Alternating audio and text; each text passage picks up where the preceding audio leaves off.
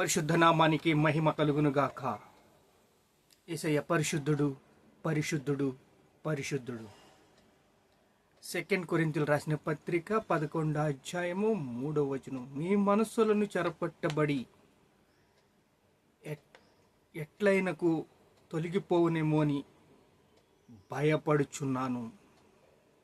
పౌలు 3 సంవత్సరాలు సువార్తను ప్రకటించి స్వార్థ పరిచర్యను చేసి అందరూ అంతటా మారు మనసు పొందాలని తన స్వరక్తమిచ్చి కొన్న యేసయ్య గురించి చెప్పి అక్కడ ఉన్న కొరింథీయులు సంఘానికి తాను ఎట్లా మీ మనసులను చెరపట్టబడి ఎట్లనకు తొలగిపోవునేమో అని భయపడుచున్నాను. ఎలా తొలగిపోతారో నేను భయపడుచున్నాను. ఎలా తొలగిపోతారో అని నేను భయపడుచున్నాను అని గర్వం, స్వార్థం, చింతన బీజాన్ని వారిలో నాటిన సైతాను తిరుగుబాటు చేస్తున్నారు సంఘం మీద. సంఘము యొక్క తిరుగుబాటుని జీర్ణించుకోలేకపోతున్నాడు పౌలు. మీ మనసులను చెరపట్టిన వాడు ఎవడు? తిరుగుబాటు అంటే వాళ్ళ శరీరాలు వాళ్ళకి సపోర్ట్ చేయటం లేదు. దేవుని యొక్క సంఘము యొక్క క్రమశిక్షణను పాడు చేస్తున్నారు. క్రమశిక్షణ పాడు చేయటమే కాకుండా ఆ సంఘము చాలా రివర్స్ అయిపోయింది. చూసి పౌలు వేదన పడుతున్నాడు. బహువేదనతో ఈ గర్వం అనే బీజాన్ని, స్వార్థం అనే బీజాన్ని, చింతన అనే బీజాన్ని చింతిస్తే ఏం చింత? ఈ క్రమాలన్నీ మేము పాటించాలా సంఘములో చింత. స్వార్థము అంటే శరీరము ఏం కోరుకుంటుందంటే ఆ యొక్క క్రమాలు కోరుకోదు, క్రమశిక్షణను కోరుకోదు శరీరము. ఇప్పుడు స్వార్థ జీవితము జీవిస్తున్నవారు, గర్వములో ఉన్నవారు, వీరు సంఘములో ఒక క్రమశిక్షణను పాడు చేస్తూ పౌలు యొక్క ఆశను పాడు చేస్తున్నట్టుగా సంఘము కనపడుతుంది. అవిధేయులై సర్వాన్ని పోగొట్టుకున్నాడు మానవుడు. చూడండి, అవిధేయుడయ్యాడు, సర్వాన్ని పోగొట్టేసుకున్నాడు. దేవుని ప్రేమ లేకుండా తన జీవితాన్ని తానే తీర్చిదిద్దాలనుకున్నాడు. లోకాన్ని చూస్తున్నాడు, శరీరం వైపే చూస్తున్నాడు. దేవుని ప్రమేయం లేకుండా తన జీవితాన్ని తీర్చిదిద్దాలనుకున్నాడు. ఆశించిన మానవుడు సమస్తాన్ని కోల్పోయాడు. కొరువు వచ్చేసింది. ఆ కొరువు ఎట్లా ఉందంటే భయంకరమైన తన జీవితాన్ని పతనం చేసేసింది. పరలోకంలోనూ భూమిలోనూ కూడా అబద్ధం పనిచేయటం మొదలుపెట్టేసింది. విచారకరం. నీతిమంతుడు లేడు, ఒక్కడు లేడు, అందరూ త్రోవ తప్పి తొలగిపోయారు. పరలోక సైన్య సమూహము దేవునికి అర్పించి ప్రేమ, గౌరవ, ఆరాధనలను పరలోక సైన్య సమూహము దేవునికి అర్పించే అర్పణలను చూసి సైతాన్ తట్టుకోలేకపోయాడు. ఏంటి మహిమ, ఇది ఏంటి గ్లోరీ, ఏంటి అని తను తట్టుకోలేకపోయి చూసి సాతాను ఈర్ష్య పడుచు తన ఒక ఇగో స్టార్ట్ చేసేసాడు. తాను స్టార్ట్ చేసేదే కాకుండా గర్వాన్ని ప్రదర్శించటం మొదలుపెట్టాడు. ఒక్కొక్కరు గర్వంగా మాట్లాడితే అరుపులు, దెయ్యం పట్టిన వాళ్ళ సౌలు మనస్సు కలిగి బోధ చేస్తూ ఉంటారు. మనకి సాతాను తన గర్వాన్ని, ఈర్ష్యని చూపిస్తున్నాడు. సర్పము తన కుయ్యక్తి వలన అవ్వను మోసగించి ప్రకారము సర్పము తన కుయ్యక్తి వలన అవ్వను మోసగించింది. మోసగించుటే కాకుండా తోట మధ్యలో ఉన్న ఫలాన్ని తినకూడదు అని దేవుడు చెప్తే తిన్నారు. మీ మనోనేత్రములు తెరవబడతాయి అని సైతాన్ని చెప్తే మీరు దేవదూతుల్లాగా ఉంటారు అంటే నమ్మాడు. వారు నమ్మిన ప్రకారమే తన జీవితాన్ని కోల్పోయారు, తన సర్వస్వాన్ని కోల్పోయారు. సాతాను వారికి చెప్పాడు, మంచి చెడ్డలు పండ్లు రమ్యమైన అవి తింటే చావనే చావరు. రమ్యంగా ఉండే పండ్లు, ఈ మంచి చెడ్డలు పళ్ళు తింటే చావనే చావరని చెప్పాడు.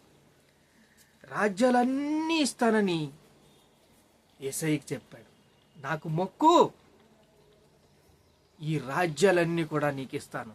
అవి నాకు అప్పగించబడింది. ఎలా దొంగలించాడు తెలుసా? మోసం చేశాడు, దొంగలించాడు, అన్యాయం చేశాడు, అక్రమం చేశాడు, దొంగలించుకున్నాడు.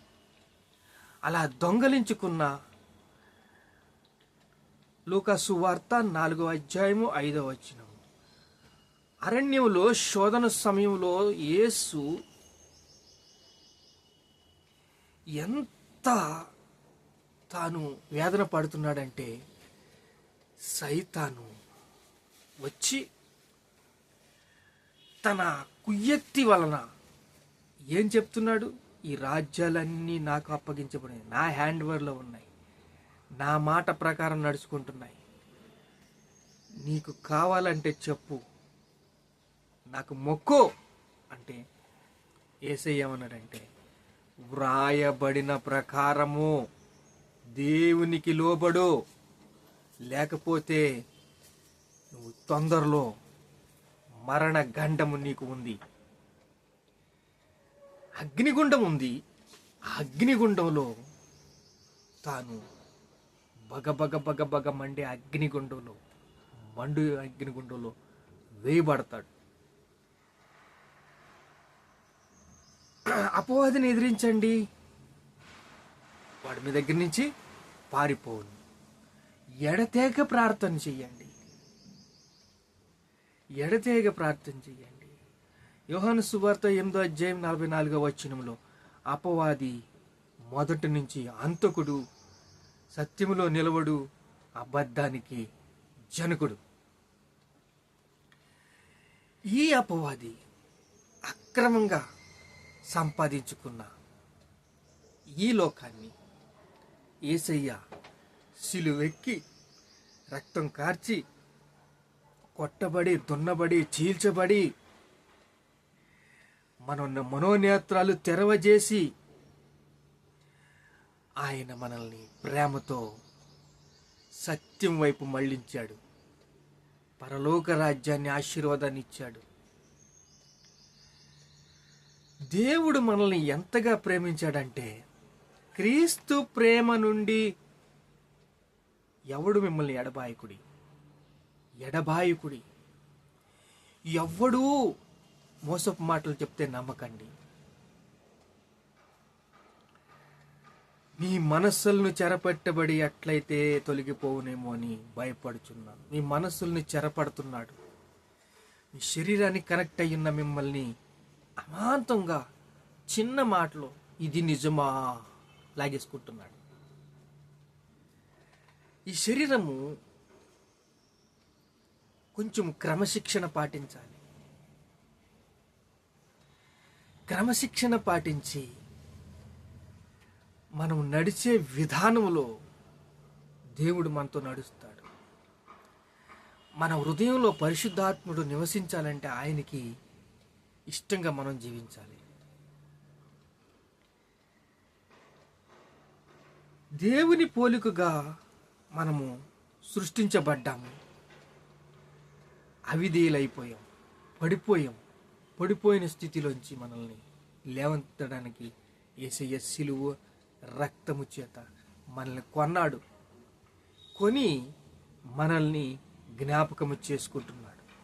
అబ్రి రాసిన పత్రిక 1:8 దేవా నీ సింహాసనము శాశ్వతంగా ఉంటుంది, నీ రాజదండము ఎప్పుడూ నిలుస్తుంది. ఆయన దయ శాశ్వత కాలముండును. ఆయన దయ శాశ్వత కాలముండును. దేవుని ప్రేమను మనము అనుభవిస్తాం పరిశుద్ధాత్మతో ఏకీభవించినప్పుడు, పరిశుద్ధాత్మకి మనము చోటిచ్చినప్పుడు, పరిశుద్ధాత్మతో కలిసి నడిచినప్పుడు. ప్రార్థన చేసుకుందాం. మహాపరిశుద్ధుడు అయిన తండ్రి, అపవాది మొదటి నుంచి అంతకుడయ్యా, సత్యంలో నిలవలేదు, అబద్ధానికి జనకుడు, అనేక విధాలుగా చెరపట్టుకుని పోతున్నాడు. ఈ శరీరాన్ని కనెక్ట్ అయిపోతున్నాడు. ఈ శరీరంతో నాయన అబద్ధపు మాటలు చెప్పి వారిని లాగేసుకుంటున్నాడు. ఇది వాడికి అగ్నిగుండము సిద్ధంగా ఉంది. ప్రభువా, స్వరక్తమిచ్చుకున్నావయ్యా, జ్ఞాపకం చేసుకో తండ్రి. పాము వలె వివేచము, పావురం వలె నిష్కపట హృదయం దాయిచ్చి స్తోత్రాలు స్తోత్రాలు స్తోత్రాలు స్తోత్రాలు. ఘనత, మహిమ, ప్రభావాలు మీకే చెల్లిస్తున్నాం తండ్రి. ఆమేన్.